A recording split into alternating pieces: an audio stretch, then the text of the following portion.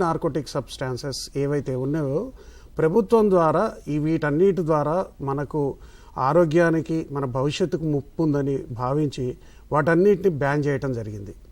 ఈ బ్యాన్ చేసిన డ్రగ్స్ అనేవి ఇవి ఒక మనిషిని అంటే చాలామంది ఏం చేస్తారంటే ఒక ఒత్తిడి లోనైనప్పుడు కానీ ఒక విధమైన భావోద్వేగం ఉన్నప్పుడు కానీ లేదా ఏదైనా ఒక ప్రాబ్లం వచ్చినప్పుడు కానీ దాన్ని ఓవర్కమ్ చేయడానికి జనరల్గా వాడుతున్నారు. ముఖ్యంగా స్టూడెంట్స్ అయితే ఇంకా అదేదో ఎక్స్పెరిమెంట్ చేద్దామని ఒకసారి చూద్దాం అసలు ఇది ఎట్లుంటుందో అని, లేదంటే ఎవరో పక్క ఫ్రెండో ఎవరో ఒకళ్ళు మనకి చెప్తారని, అంటే వాడు ఏదో చేస్తున్నాడు కదా మనం కూడా చేద్దాం అంటే ఆ ఫ్రెండ్షిప్లో ఫిట్ కావటానికి, తర్వాత ఈ జనరేషన్లో ఫిట్ కావటానికి ఇది యూజ్ చేస్తున్నారు. ఇది కాకుండా చాలామంది ఒక ఆనందం కోసం ఏదో కాసేపు క్షణికమైన ఆనందం కోసం వీటన్నిటిని స్టార్ట్ చేయటం జరుగుతుంది.